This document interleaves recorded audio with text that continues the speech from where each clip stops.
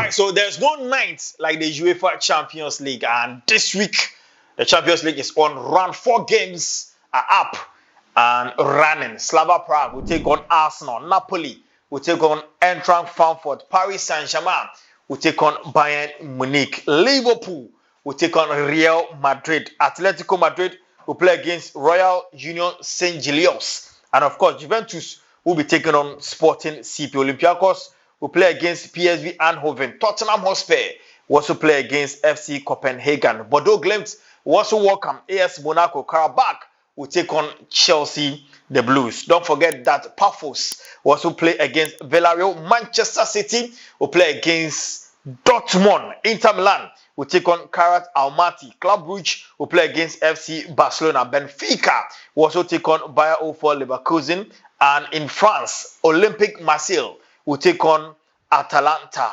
Ajax will play against Galatasaray. Newcastle United will play against Athletic Club Bilbao. So these are the fixtures coming up as far as round 4 of the UEFA Champions League is concerned. But we are here to talk about the big games. And we start off, I don't know, is the Arsenal game big? What? I don't get it, but Slava Prague will take on Arsenal. I don't know whether it is big. My pundits are here, Force is here, and Courage is also here. Slava Prague versus Arsenal, is it a big game? I'm certainly sure Arsenal will name this one. Yes. Okay. Okay, then let's move on straight to what will happen at the Parc des Princes. Because Paris Saint-Germain will be playing against Bayern Munich in that particular fixture. That should be a crucial one. Bayern Munich versus PSG. Yes. Right. Okay, so this is in particular. Okay, we also saw what PSG did last season. And mind you, PSG is on top of the table with 9 points. And then Bayern are also second. Same point. Same win margins, 3 out of 3. Just that, 3 out of 3. Just that PSG, has scored 13 goals and conceded 3. Bayern Munich has scored 12 goals and conceded 2. So even if you look at the ratio, it's almost the same thing. Looking at what PSG did last season, from the round 16 stage where they met Liverpool, I think so, yes, and then beat Liverpool. They've never lost a game in the Champions League since last season till now. They went all the way to win it, and then they are back again, 3 out of 3 as you just mentioned. Bayern Munich, they were at the quarterfinals. They were kicked out by Inter Milan last season, and then they are doing well this season because they've played 3 out of 3. They've met quite some good teams, including Chelsea, where they brushed off Chelsea with quite some ease. It will be very, very difficult. It will be the match of the week. Because you don't get to watch matches like this. Back in the days, these matches were happening somewhere around the semis and then the final itself. I remember 2013 or 2014. PSG and then Bayern Munich. Yes, and then Neymar, the Neymar masterclass during the COVID time against Bayern Munich, where PSG went all the way to the finals and then fell short against. I think Real Madrid. So this is a repetition of the semi-finals we watched years back. The last time they met was in the semi-finals, and then also in the Club World Cup they met recently. PSG won by 3-1. Yes, I remember that last-minute goal by Desiree Doué. So it will be a very, very blockbuster match. But then I expect PSG to carry the day. Yes, because see PSG in the Champions League is wild. Though Bayern Munich. Yes. But then, just that for some time now, Bayern Munich. And then especially if you look at this PSG team, the cohesion is insane. I've not seen such a thing for a very long time. No matter the personnel in charge, they're able to dominate and then play very, very well. So you are going for Paris Saint-Germain? Yes, PSG. Okay, first, I mean, Harry Kane is banging the goals. You look at the number of goals that Bayern Munich has scored this season in the Champions League, 12 goals. Harry Kane has 5 out of that. I can separate the match into two different facets. You understand? I mean, tactically and technically. Tactically, it is going to depend on what the gaffers are going to bring on board. Technically, what are the teams bringing on board in terms of player quality? You understand? Yeah. When it comes to player quality, I can say confidently that both sides cannot be separated. They are not far apart. Yeah. You see, because I can tell you confidently that Bayern has the best centre forward in world football now. PSG has the best player in their fold. PSG has the best left back in their fold. So technically and tactically, I would say that they can be separated that much. You understand? But at the end of the day, I believe that what is going to be the underlying factor in this game is which team is going to take their chances the most. Because chances are going to come up begging. Yeah. Chances will come at both ends. Bayern will create chances, PSG will create chances, you understand? But at the end of the day, who is going to take their chances? That is where the game is going to be won. And I would be utterly surprised should this game end in a 0-0. Utterly surprised. Because these are not games that end in a goalless draw. Yeah. These are games, even if it's going to be a draw, it should be a scoring draw, or a high scoring draw, a 2-2, a 3-2. Okay. Or even if there's going to be a win, it should either be a 3-2, a 2-1. Pushing you to the wall. Who is winning? It's going to be difficult for me to call, but I would say Bayern should win. Because of Harry Kane. Okay. Yeah. Great. I mean, let's move on to the other game that will be happening at Anfield. It's a blockbuster one. Liverpool versus Real Madrid. Now, the story out of this is that Trent Alexander-Arnold is making a trip back to Anfield to face his former team. I'll start with you, Courage. It will be a very, very interesting game because matches between Liverpool and then Real Madrid has been that very, very huge and then gathered a lot of momentum for the past years. I remember the finals where Mohamed Salah and then Sergio Ramos incident happened where Salah couldn't continue the match. But then the previous season, the following season, PSG won the tournament. Liverpool won the Champions League the following season, so it was 1-1. But then look at the most successful club in English football or in England, the biggest club to me, and then I think to some many more other people too. Liverpool is the greatest ever club in the English Premier League history. Then also with Real Madrid, also the most successful or the biggest club in the history of Spain. Liverpool. Yes, Spain. Not Manchester United. No, I don't think so. Everything being equal, Liverpool surpasses Manchester United in terms of trophy. But Liverpool started winning the Premier League. No.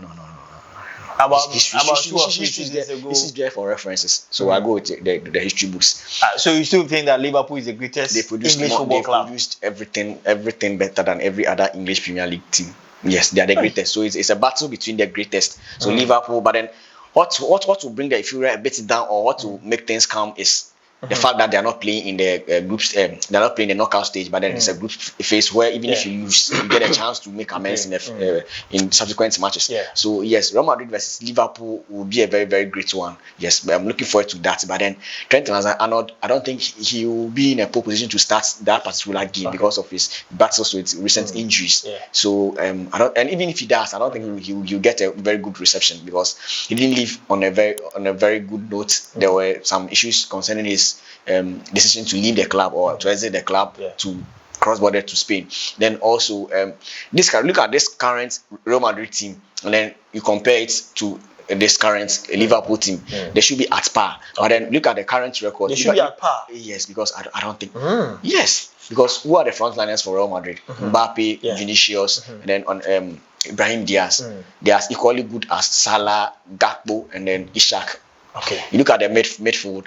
Liverpool are stuck in the midfield. They have more proper players in the midfield than Real Madrid. Look at the defense line too. Same. Liverpool have better defense line than Real Madrid. But then the main issue is Champions League night is different from any casual day because history talks, pedigree, character, everything comes to power. And then this Real Madrid team, all the 11 players they will assemble, or even the 23-man squad, about 90% has that mentality of that character. They have in mind that this is Real Madrid. If you're representing Real Madrid on an European night, it's different from any other thing. So if you take out Dean Hussein and then maybe Caceres, their left back, the rest of the team they've achieved they've won the Champions League before. So that's history for them and then character. But then this Liverpool team as well, they've had a lot of new blended players like McAllister, who have never tasted the Champions League glory, and Gakpo and Kuba, Salah, Van Dijk, the Robertson have, then they are almost passing the twilight of their career.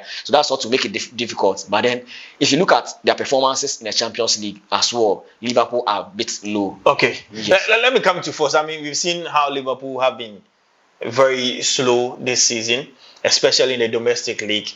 They haven't been that flamboyant. Playing against a red-hot Real Madrid side with Kylian Mbappe leading the attack. Can Liverpool stop them? Liverpool doesn't have a chance here. You understand what I mean? I don't on a normal day I don't go betting against Liverpool, but if you look at a team that has won once in 8 matches, across other sectors, you realize that they don't come near causing havoc or causing an upset against the Real Madrid, because Real Madrid are in the better shape, in the better form compared to Liverpool. Yeah. So technically, I would say that Real Madrid has got an upper hand because they've got momentum. They just beat Barcelona by 2-1. A match in which they should have been leading by 5-6 goals to 1. So it gives them momentum, it gives them confidence, it gives them the impetus to beat Liverpool. So I think on the day that Liverpool do not have any chance. Scoreline. I think it's going to be 3-1. 3-1. Yeah. Great. Let's do our very last one. Manchester City taking on Borussia Dortmund. I mean, at Etihad. It should be a cracker. Yes, it should be a cracker. But then in recent times, the way they talk, it means there no be any cracker game. For Manchester City. Yes, Manchester City. But the storyline is that Erling Haaland will be facing his former club, Borussia Dortmund. He has a hat-trick in that match. I don't see a hat-trick from Erling Haaland in that match because Dortmund is a very stubborn team. Yeah. They don't play high line. They don't hide behind or park the bus. They come straight at you. Yeah. They play according to their philosophy. They don't mind you humiliating them by scoring them maybe basketball scoring or whatever. But then the one thing in common is that they've both played 3 matches so far. They've won 2 and then drew 1. Both teams, they have same goal average, everything, same points. But just by way of chance, Dortmund are ahead of Manchester City. And then in recent years, if you talk of history, Champions League history, Dortmund should be way ahead of Manchester City. But in recent years, City have shown dominant. And then they've won it even in the past 3 years. They've won 1. And then they become consistent there or constantly there at the top 4, top 6. Yeah. If they don't have the quarters, they are the semis. If they don't have the quarters, they are semis. They played back-to-back Champions League finals, winning 1 and then losing 1 against Chelsea. So this is a Manchester City team with a lot of stars, like stacked team, and then with a lot of depth in squad. Coming up against, I say depletion because they've lost some of the key players last season. Yeah. Then they are not even doing well in their domestic league, which is the German Bundesliga, against Manchester City, who has Cherky coming from the bench, and then Tijani Rangers and stuff. So, and then essentially playing a game in Manchester with Dortmund traveling all the way from Germany to Manchester.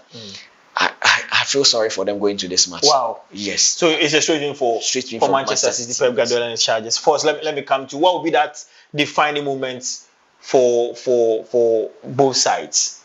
Well, I don't think Dortmund has any chance against Man City. Man City is starting slowly. They don't have the. Nobody should lie to you. Man City don't have the groove and that fear factor about them like they had a couple of seasons ago. But against Dortmund, I don't think that Dortmund has got the firepower and what it takes to hurt Man City.